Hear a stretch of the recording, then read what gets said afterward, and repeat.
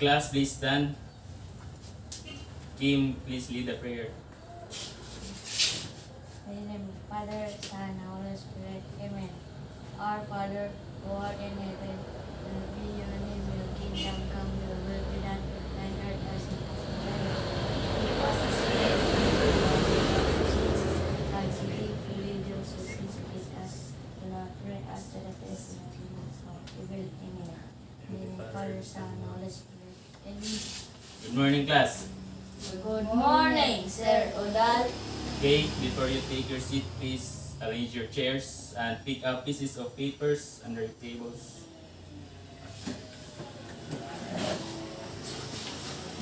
Okay, let me first check the attendance. Say present when your name is called. Gerald. Yes. Yes, present. Yes, present. Again, Gerald. Yes, present. Kim. Present. Okay, very good. Perfect attendance. So, previously, we discussed about Philippine culture. So, do you remember what is the most basic and important aspect of Filipino culture? Anyone? Gerald? Yes. Unsa man to? What is the most basic and important aspect of Filipino culture? Okay, I will give you a clue. It starts with letter F. Family. Okay, very good. Family. So, before we move on to our next topic, let us have first a game. Okay? This game is called charades. So, this is very simple. I will act out a word and you will guess what is the correct answer. So, the person who will make correct answer will get a reward later. Okay, understood? Yes, sir. Okay, so let's have let's practice try na. Try. Paano pa na? Try pa ni. So, sabay ang buhat na. Nga. Driving. Okay, very good. Driving. So, nga ra. I will act out a word and you will guess it. So, atong itali o kinsay kinadaghanag check. Sige, start na ta. First word. Toothbrush. Okay, very good, Kim. It's or brushing. Next. 1 point na Kim now. Next. Baseballing. Okay, very good. 2 points. Pass round. So next, 2 points for Kim. Swimming. Okay, very good, Gerald. 1 point, Gerald, and 2 points for Kim. Kung ano na, it's raised to 5. Driving. Say una, see? Okay, Gerald, 2 points. 18. Okay, Kim, very good. 3 points for Kim. Next.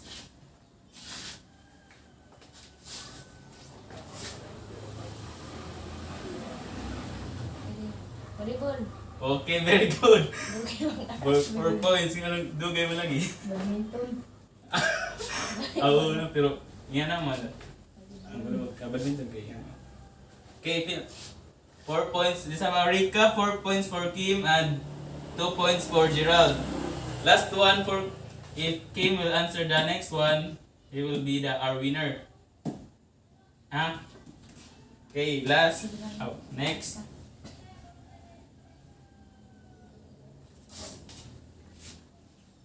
Sleep. Okay, very good.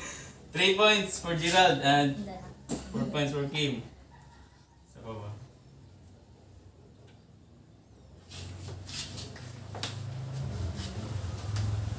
Pala. Okay, very good. 5 points for Kim. So, let's give a hand to Kim. So, later you'll receive your reward after the class, alright? Okay? So, based on the activity you did a while ago, what do you think is our topic for today? Anyone? Regis. What is it? Sa atong ibot ganyan nagunsa man ta. G. Okay, so we do a guessing game. So you will find out later in our discussions. Before that, let me present to you our objectives for today. Please read.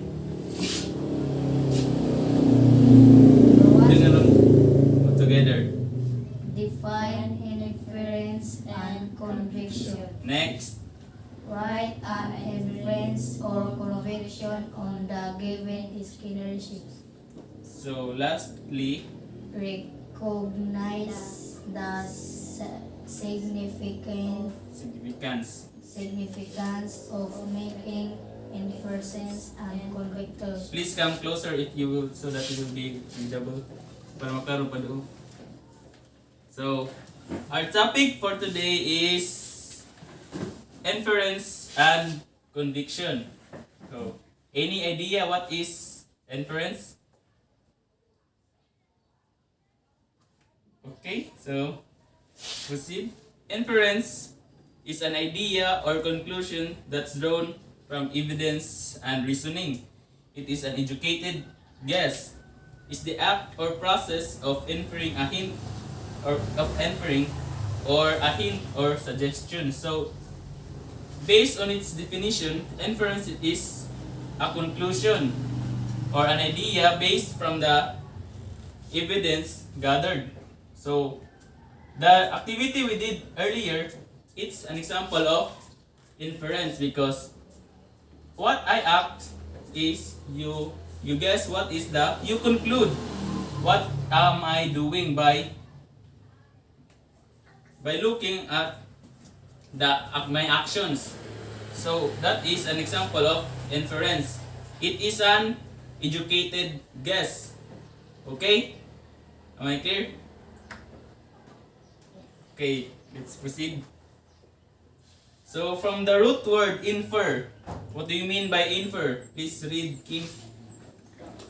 To conclude from events or by reasoning. Okay. Napa, next. To involve by logical necessity intent. Okay, thank you, Kim. So infer, from the inference, from the root word infer, to conclude from evidence or by reasoning. So that is inference. Okay, so making inferences. Do you not please read the first sentence? Making an inference involves using what you know to make a guess about what you don't know or reading between the lines. Okay, thank you. So making inference involves using what you know to make a guess. So that understanding is gathered from the evidences. So in order to make a guess, so reading between the lines, what do you mean by that? It means that you have already know about something, but that is not directly given. Mo na reading between the lines kintahay nakaibaw na unsay pasabot niya, even though na it is not directly stated. That is reading between the lines. So making inferences is about digging deep to find the important meaning of the message. So making inferences requires a deep understanding. Okay? Ngano man, why it is needed to use deep understanding? Because you cannot conclude without thinking it thoroughly, right? So that is why making inferences requires deep thinking. And lastly, you make inferences when you arrive at conclusions based on clues provided by the writer throughout the reading selection. So, clues. So, in order to make a conclusion or to guess, we need clues, right? So, that is making inferences. Okay, for example, please read. It is too hot. Let us go swimming. What season is it? Okay, so based on the sentence, it is too hot, let's go swimming. What do you think? What can you infer from that statement? What season? Is it winter? Is it summer? Summer. Okay, very good. So that is making inferences by basing on the clues or evidences gathered in order to make a conclusion. So can you provide some examples? Okay, so another example, if my head hurts, so what will I do? What can you infer by that? Lawa daw imo unsa may what? Okay, you can a good one example answer, but is there any possible answer? Take medicine, right? Diba? Itlab ba daw mainom tag tambaw.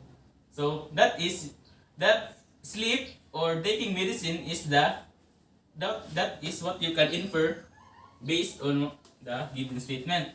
So that is making inferences. So any other questions about inferences? May pangutana? Okay, let's proceed. So next is conviction. Gerald, please read. Is a strong fixed or firmly held belief or opinion. Next. Oh, Kim, next. Please read. The state or appearance of being convinced as of the truth of a belief to speak with conviction. Okay, thank you. So, conviction. It is a strong or firmly held belief, opinion. So, what do you mean by that? What is your belief? Imong insay mong kutuhan. Mao na conviction. So, your stand. The state or appearance of being convinced as of the truth.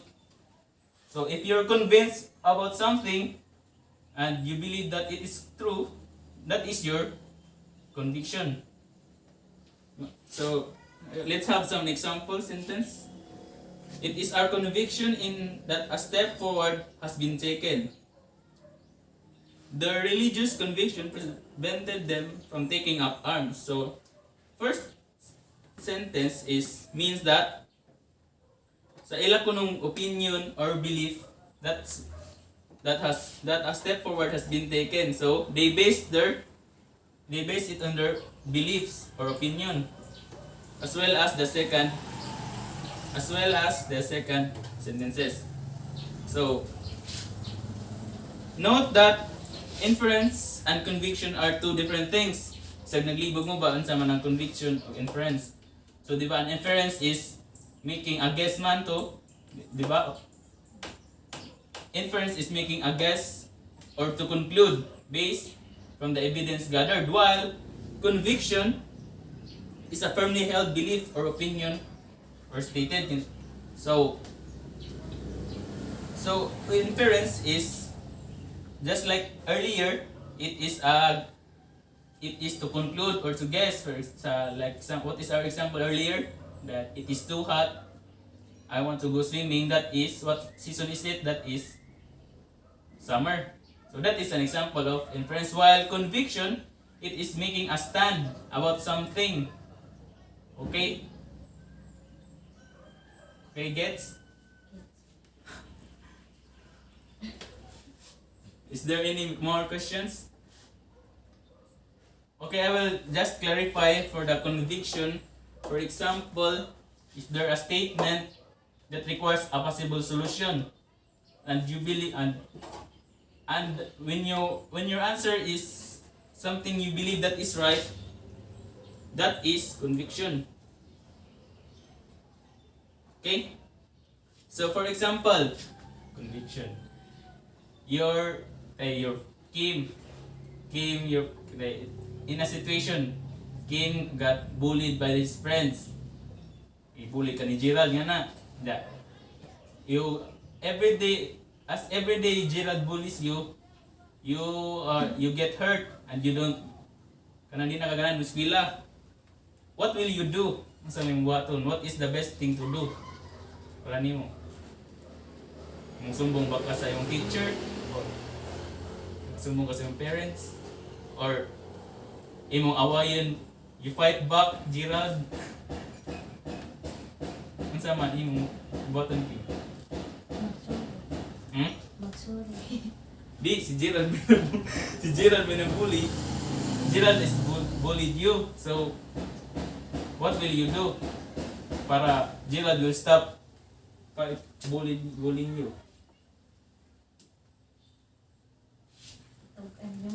Oh, very good.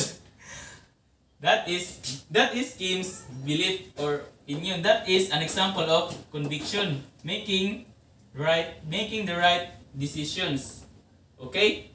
So ang inference kay lahi naman to kay mag-conclude man ta based on what will happen next nga na, or to conclude. And ang ganiha tong conviction mo to example nga tong what is my best thing to do mo na conviction. Okay? So clear na ta? Okay, let's proceed na. Okay. Right. So I have here some question. What are the benefits of learning inferences? Para sa may makatabang aning dapat man ta makaton aning inferences. Anyone? Isa rin yung idea na ko. I-share.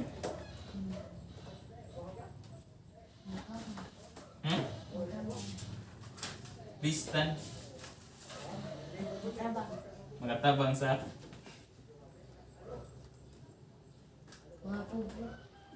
okay, thank you. Yes, you're right. So, learning inferences is a good reading comprehension skill. Instead of reading comprehension, it is understanding about a text. Kanang makasabot ka sa sentence ba? Or words. That is reading comprehension. So, learning to make inferences is a good reading comprehension skills. When you make inferences while reading, we're using evidences provided by the author to draw logical conclusions. So, our minds are trained when making inferences. Ma-train atong mind, mahasa. So, why man? Kay we're practicing our making logical conclusions. That is why it is helpful. Making inferences is beneficial for us. Okay? Understood? Next. How about learning conviction? Why is it that we also need to learn about conviction? Gerald, why man? Why do we need to learn conviction? Para nimo.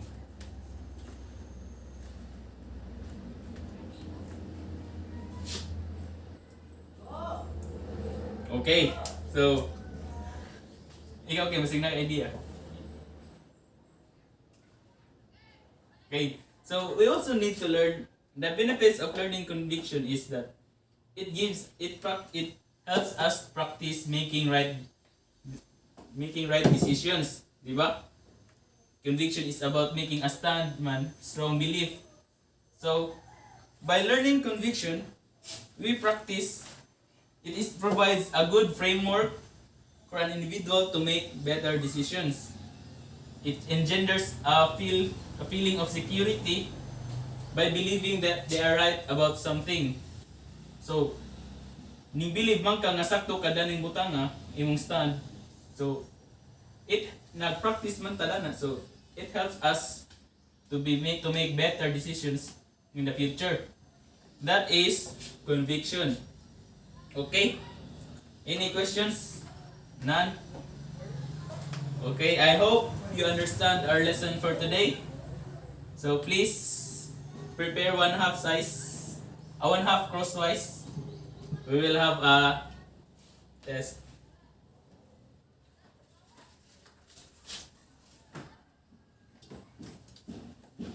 use the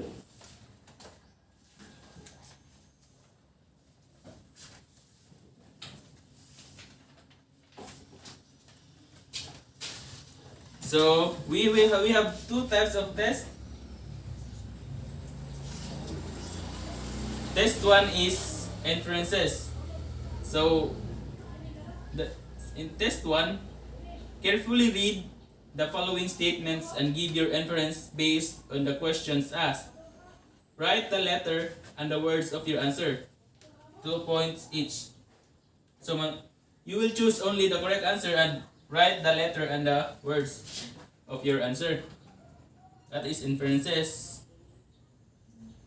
It has 5 items. So for test 2, conviction, analyze the situation and give your stand.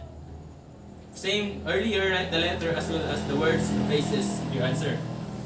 For conviction, we have 5 points each. Okay? So you may start now.